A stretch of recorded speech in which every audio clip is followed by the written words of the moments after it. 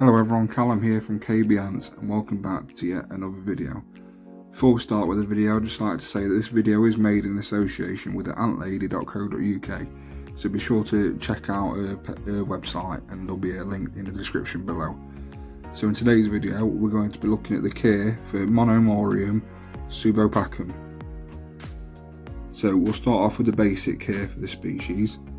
The queen is around 3 to 4 millimeters. The worker size is around 2 to 3 millimeters, so a fairly small ant, but they are slightly bigger than pharaoh ants, which is another Monomorium species. Humidity for this species, you want it to be between 40 to 60%. Temperature for the species, you want it to be between 18 to 28 degrees Celsius. So they are a very hardy species, but you have to make sure to keep an eye on escape prevention because you don't want this species escaping. So the colour for this species, as you can see in the video, they're a dark red with a dark brown gaster, and the species is extremely polygene. My colony is only 2 queens at the moment, but the species can breed within the nest and create more fertile queens. People say inbreeding, but in theory they aren't inbreeding because the queens are able to produce male and female allates with different genetics, so they aren't inbreeding as such, but they can breed within the nest. So the reason why the queens do this is to prevent weaker offspring, stuff like that, to keep them not the same genetics. So the nutrition for the species, any insects, make sure they're pre-killed, as this species is very small, but they can hold their own, but just make sure that they're pre-killed so you don't get any casualties. And they also love swarming food when they get to a big colony. So yeah, any insect, honey or sugar water. When feeding this species liquid, make sure that you soak it up in some cotton first, otherwise you will get ants drowning in the liquid. So yeah, like I said, this colony is very prolific with growing in numbers.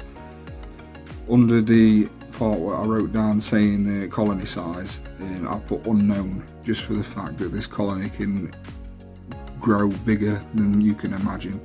They really are nature's superpower, just for the fact that they can constantly keep creating fertile queens to produce more eggs, more workers, and they just keep doing this. So initially this species is never ending, it'll never die out as long as you don't do anything too wrong with the species, which is another reason why you want to make sure that they don't escape from your setup, just for the fact that if they do escape and they manage to get out of the setup, they will happily set up nest in your house and just keep growing and growing. So it is a species that you need to make sure that you keep up with your escape prevention. So like renewing your fluon barrier before they start to get over it, sort of set a date that you do it every week or however long it lasts. Make sure that there's no humidity in your outworld with your fluon, just to make sure that it doesn't affect the effectiveness of the barrier. But other than that, if you are good at making sure they don't escape, then it is an amazing species to keep. I wouldn't recommend for total beginners. Make sure that you've got plenty of experience before keeping this species.